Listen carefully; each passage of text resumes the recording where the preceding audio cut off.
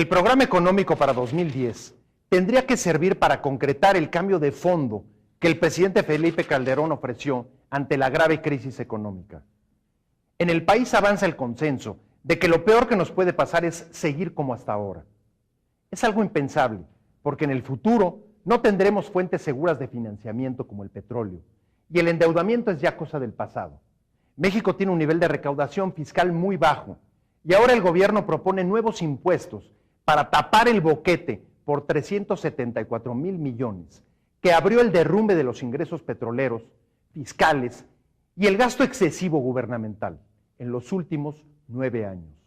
No se trata solo de cubrir el faltante, sino de sentar las bases para recuperar la inversión y de ese modo volver a crecer.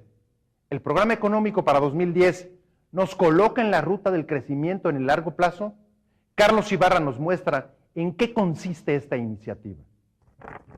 Nuevos impuestos y aumento a otros ya existentes, así como fuertes recortes al gasto gubernamental, son los signos distintivos del paquete económico para 2010 propuesto por el Ejecutivo Federal.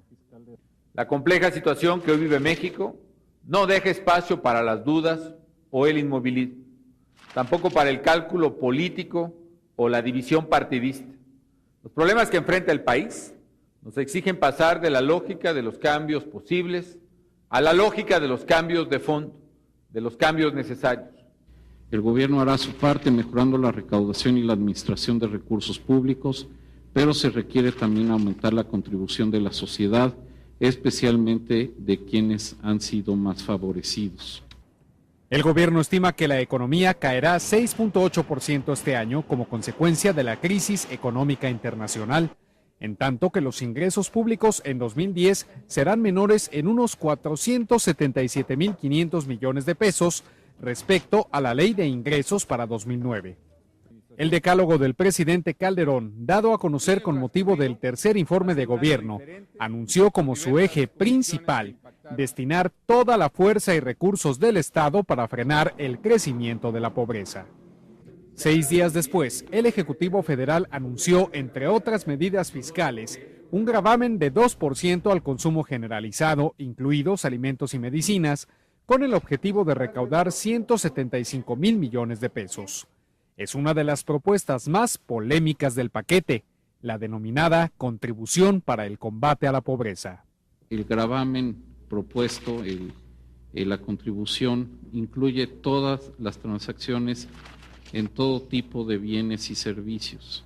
Lo vamos a revisar con puntualidad, pero vemos con gran preocupación que con aras de cambiarle un nombre, con aras solamente de modificar el nombre de un impuesto, se esté buscando gravar en el consumo generalizado tanto los alimentos como las medicinas.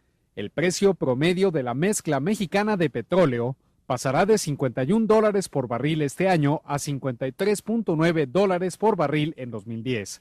Sin embargo, la plataforma de producción se reducirá de 2.62 millones de barriles diarios a 2.5 millones de barriles. Para paliar en parte la caída en estos ingresos petroleros, el Ejecutivo contempla incrementar el impuesto sobre la renta de 28 a 30% a quienes ganen el equivalente a 4 salarios mínimos o más.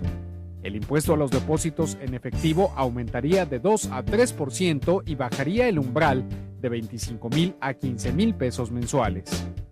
El Ejecutivo propone además crear un gravamen de 4% a telefonía celular, televisión restringida, internet y telecomunicaciones en general. También se plantean incrementos a los impuestos que se cobran por el consumo de tabaco, cerveza y otras bebidas alcohólicas de más de 20 grados. Para los juegos y sorteos se prevé que el impuesto pase de 20 a 30%.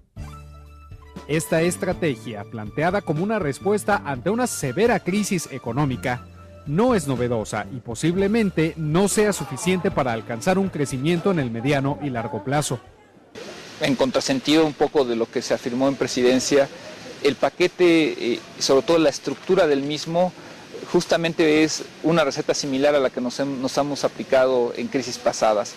Básicamente una restricción en el gasto en capital, un aumento en impuestos. El problema de fondo, aunque ahorita lo podamos parchar con algunos aumentos de impuestos, es que estos aumentos, estas medidas que parecen en algunos casos por lo menos desesperadas, no pueden replicarse en los años siguientes para sostener la credibilidad de las finanzas públicas. Las propuestas de ingresos y la austeridad en gastos asentadas en el paquete económico para 2010 son acertadas, pero quizá insuficientes.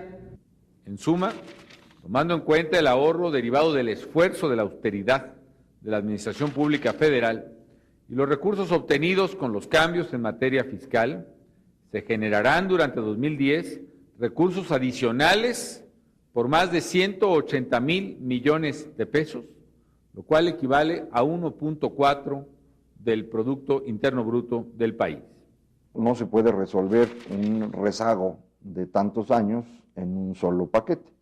Entonces los cambios que envía el presidente, sin ser los que van a resolver todos los problemas, sí van en la dirección correcta y sí son cambios importantes, no son una miscelánea fiscal, es un cambio importante en tanto que se incrementa el nivel de impuestos. Ahora el Congreso de la Unión tiene la última palabra.